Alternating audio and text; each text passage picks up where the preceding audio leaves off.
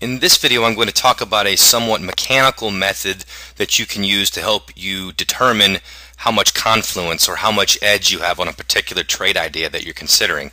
Now, to be clear, I don't necessarily recommend being robotic or mechanical in general, but and this software is not really built for that. It's not designed to be mechanical. It's designed to be a tool that helps you make sense of the market and helps you make better decisions. But with that said, this mechanical concept that I'll be talking about can really help you, especially when you're getting going, to be more clear and help you make better decisions. And more importantly, it's going to help you create the right mindset to trade with this methodology, with this idea of confluence and waiting patiently for things to come together. I actually recommend doing it on paper, actually drawing it out for yourself, especially at first. Anymore, I still do the same process, but I pretty much do it in my head in a matter of seconds. I'll just say, well, I have this, I have this, I have this against me, I have this for me, and so forth. But, as a drill, I recommend doing this at first. Basically, all you're going to be doing is you're going to list the evidence that you're looking at. And for the sake of these examples, we'll just assume you're looking at the evidence provided by this idea, this methodology. So for example, you're going to look at the intraday or bigger picture bias, bigger picture support resistance areas, look at the intraday bias or the filter, look at the intraday support resistance zones, or what's the green and red lines that are drawn on the chart in real time. And we're going to look at structure such as aggression paint bars, decelerations, high velocity moves, that sort of thing. We'll talk more about reading structure in further videos. And also, if you look at other things that you may have already gotten in your trading education, or things that you've used successfully in the past, whether it's I don't know, it could be Fibonacci or moving averages or oscillators or whatever it is. I'm not saying anything positive or negative about that, but if you've been able to find success with other ways of looking at the market as well, by all means, bring that to this and add that as a piece of evidence, and it works the same way. The idea is we're waiting for evidence to line up in our favor. And so basically what we're doing, this idea is pretty simple, basically it's a math checklist. We're going to add up the pros and the cons of taking potential trades that you're considering, and if when you add that up the sum is negative, then you pretty much don't have any edge. It doesn't mean a trade wouldn't work, but there's not much edge there. And if the sum is positive, or the more positive it is, the greater your edge. And again, edge just means that the probability is there that the trade's going to work out. It doesn't mean just because you have a great edge that the trade's always going to work out. You're going to take losers even when you have a great edge. But the idea is to think about your trading in terms of the edge that you have, knowing that if you repeat that process and only take trades that have pretty good, well-defined edges over time, absolutely there's no way that the money's not going to take care of itself. So with all that preamble, wanted to go over some examples, some that are pretty simple, a few that are a little more nuanced, but hopefully you'll get the idea.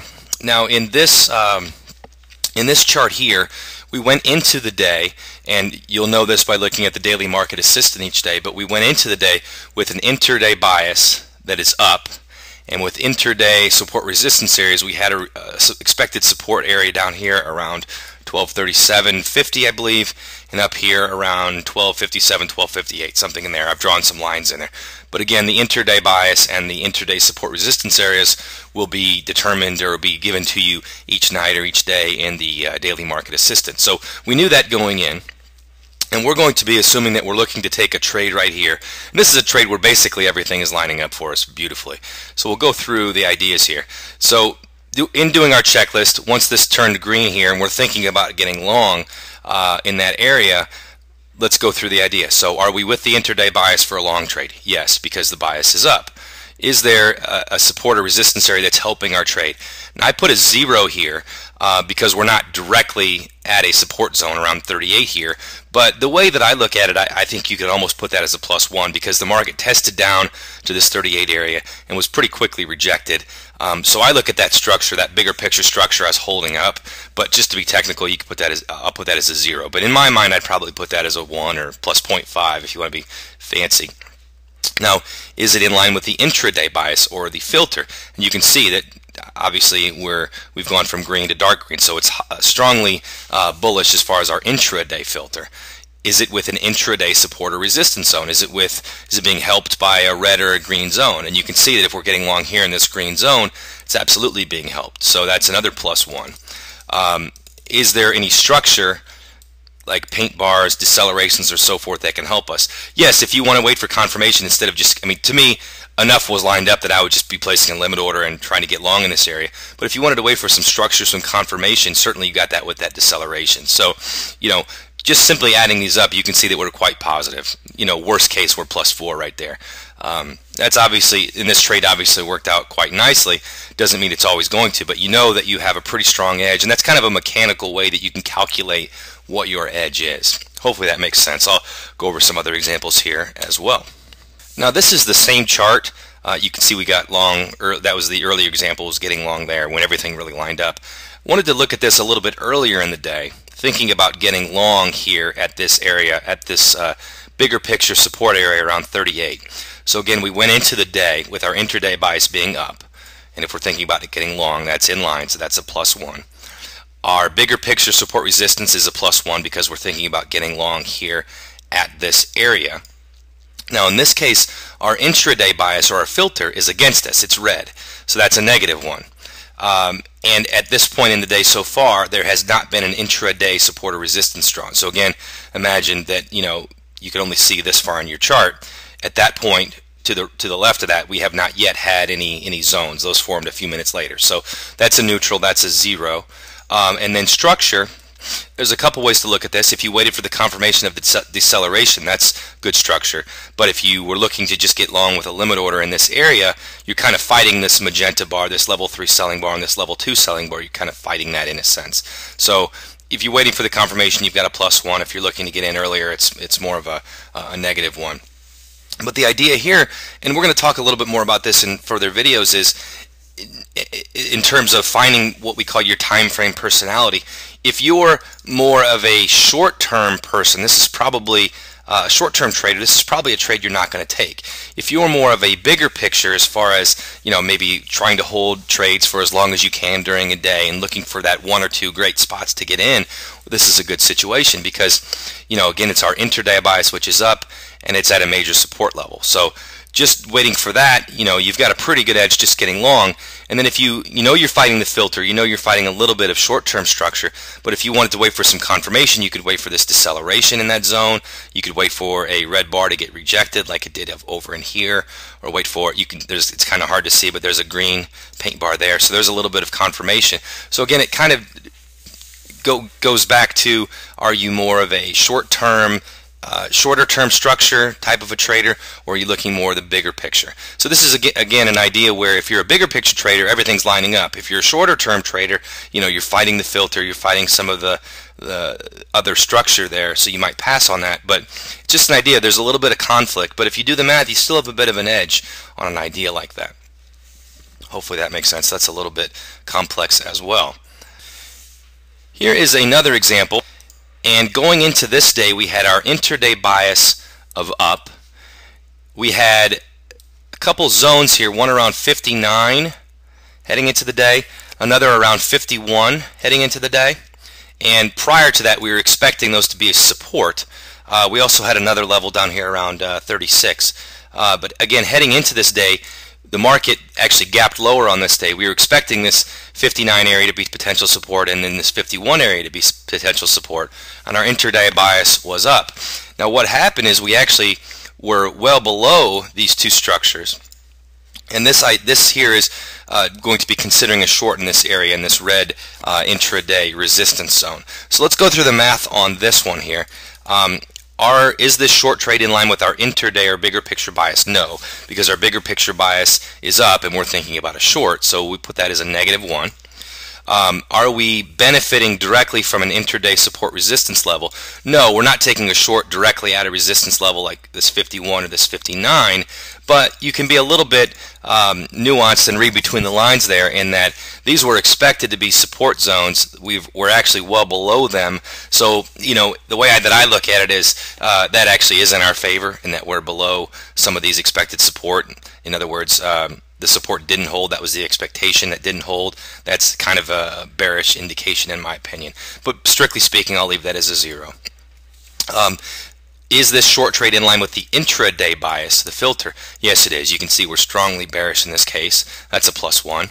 Is this trade, this short trade, being helped by an intraday support or resistance zone? Absolutely. You can see that we're right at a red zone right in here. And then as far as the structure, is there any structure or confirmation that we can use? Yes, you could either use this selling aggression coming in here off of the red resistance zone, or you could wait for this deceleration here. So if you're waiting for confirmation, you've got two pretty good signals, the red level 2 bar and then the deceleration. So in this case, it's not perfect because we're fighting the intraday bias, but we do have a lot in our favor. We have an edge. You can see that it's a +2 situation there, where we're trying to get short with the dark red filter at a